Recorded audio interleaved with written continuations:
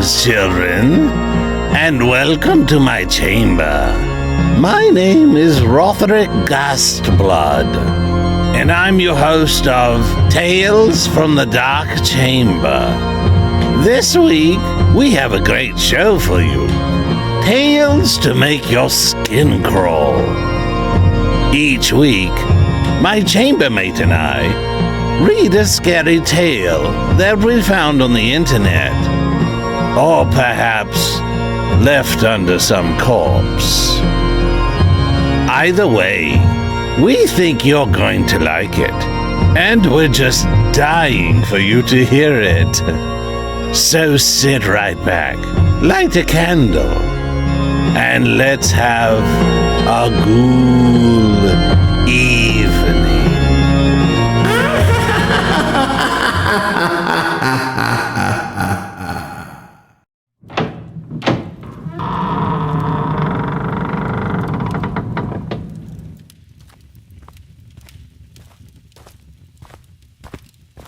Oh, there you are, Woody. Right on time for your... Oh, my. Woody, are you feeling okay? Yeah, sure, Rotherick. Why? Have you looked in the mirror lately? No. Holy crap. See what I mean? My eyes, they're... All yellow and bloodshot. Oh, my God. Rotherick, what the... If I were to guess, I would say you're turning into a zombie. Oh, don't be ridiculous, Rotherick. I mean, I haven't died or been bitten by anything like a zombie, or at least I don't think so. Well, you'd better go have that checked out soon. Yeah, I will. Could be contagious. Funny, Rotherick. Oh, wow. I wonder how I got this way. Stop drinking bodily fluids. Right. Like what, Mr. Smarty Pants? The only thing I drink around here is... Wait a minute. That orange juice I had earlier, it did taste funny. What orange juice? We don't have any orange juice. Yes, we do. It's the one in the... green bottle in the refrigerator? Yeah, that one. That's not orange juice, you ninny. It's... Oh, Jesus, Rotherick. No, I don't want to know. Well, you better not drink it anymore. Just go outside and sit in the sun for a bit. It will clear up directly. But that does remind me of our story tonight. It's about a young girl who gets infected by a mysterious disease in Windingo Syndrome. Enjoy.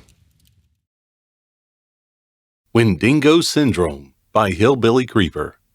I'm writing this now, so whoever sees this will know the truth of what happened here while I still have a grip on my sanity.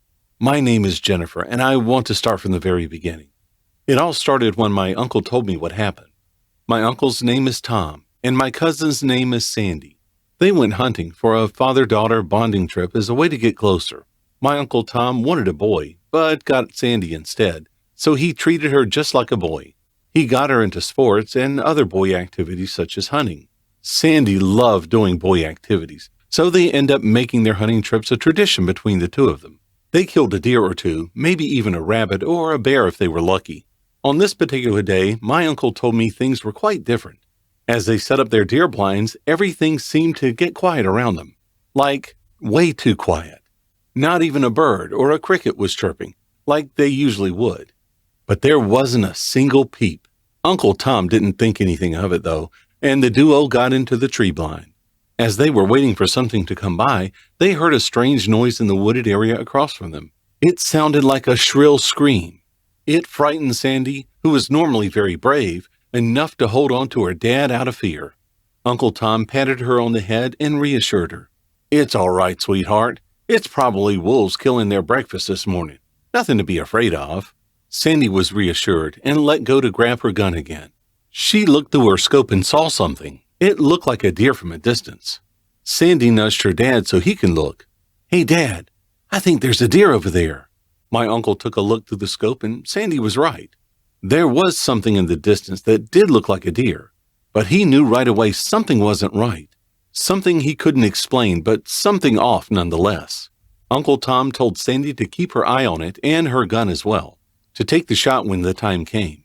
Sandy focused on the creature and gripped the stock as she waited for it to come closer. When it came closer, Sandy squeezed the trigger slowly so the recoil wasn't as strong. A loud bang signaled that she had fired her weapon and the creature fell to the ground dead. As Sandy and Uncle Tom went to retrieve their prize, they noticed that the creature may have looked deer-like from a distance, but up close it looked grotesque. Tom chalked it up to a disease that affected the deer, and they put it out of its misery since it looked like it was about to die anyway. Leave it be and let nature do the rest.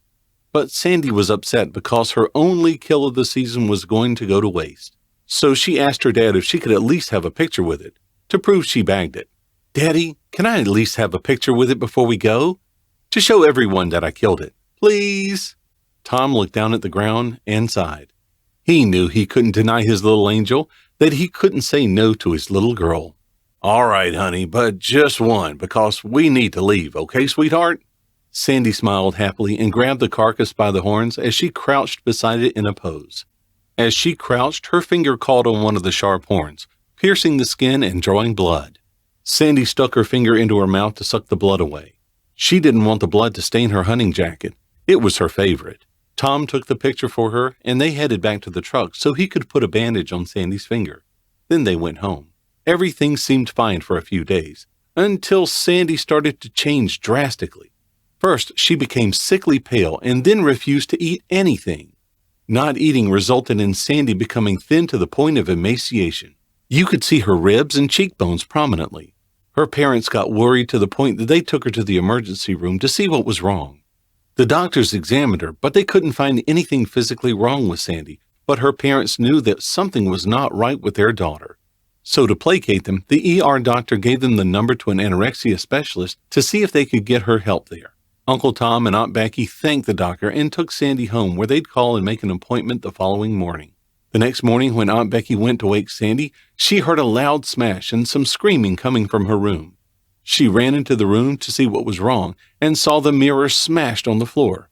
Sandy was in bed with the blankets over her head. She went and placed a hand on the blankets as she asked Sandy what was wrong. "Sandy, darling, what's wrong? Are you okay?" "No, Mom. Please go away and leave me alone." Sandy was frightening her mother the way she yelled out, but Aunt Becky didn't relent. She pulled the blankets off Sandy, who was desperately covering her head so her mother wouldn't see her face. But Aunt Becky knew something was wrong. As frightened as she was, Aunt Becky was more concerned with her daughter's welfare, so she took Sandy by the shoulder and turned her to face her. Aunt Becky was horrified to see two protruding lumps on Sandy's forehead that looked like horns, and her once beautiful baby blue eyes were now a shade of dull yellow that appeared to be empty. Aunt Becky shrieked in horror and ran to get Uncle Tom. She told him what happened to Sandy and what she'd seen. Uncle Tom had to see for himself what his wife had seen. Uncle Tom nearly vomited at the sight of his beautiful baby girl's new appearance. She looked like a monster now, but he knew it was still his Sandy despite her appearance. He wanted to hug her despite not knowing what to do. At the same time, Uncle Tom wanted to leave the room and this new monster that wore his daughter's face. Without hesitation, Uncle Tom drove Sandy to the emergency room again. He showed the doctor what had happened to his daughter and wondered how the doctor could explain this to them. The doctor examined Sandy again and still couldn't find anything to explain what was wrong with her. He told my aunt and uncle as much. To be perfectly honest, folks, I can't make heads or tails of this. This is something I've never seen in my entire life or my career in medicine. I'm sorry, but I can't give you the answers you're seeking. The doctor was interrupted by Sandy clutching her stomach with tears rolling down her face.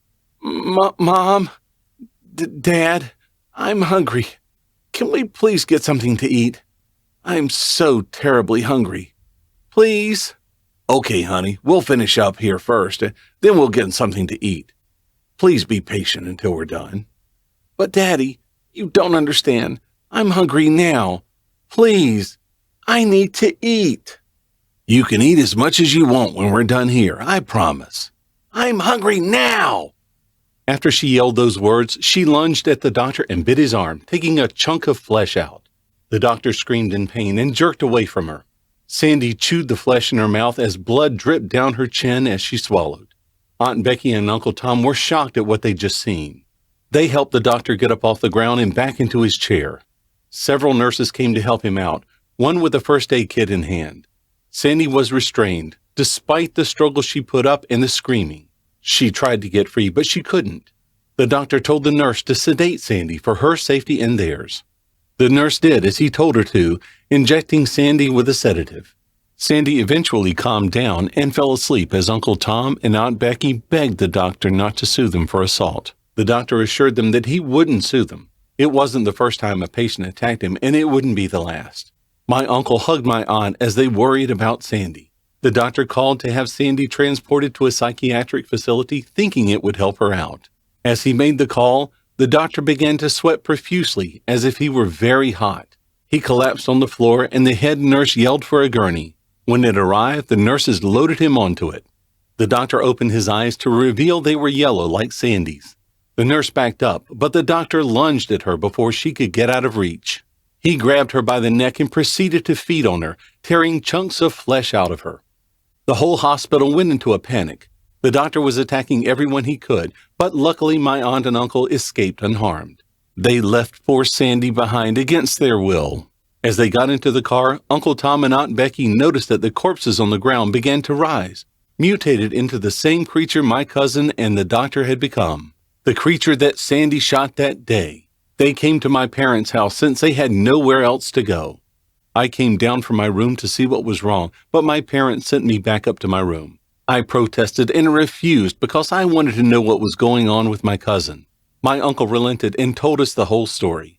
As I look out the window, all hell has broken loose. Cars were burning and people were screaming, running to try and escape as corpses rose from the ground, becoming the creatures that my uncle told me about. One of them was beating on our front door and demanding to be let in. I'm not sure how long our door will last due to the sheer force being applied to it. I'm telling you this story because not only does the world need to know, but this might be the last thing I write. Oh my God, the creature is inside the house. I might not make it after all. Goodbye, and try to stay safe. Beware the syndrome. Windingo Syndrome by Hillbilly Creeper.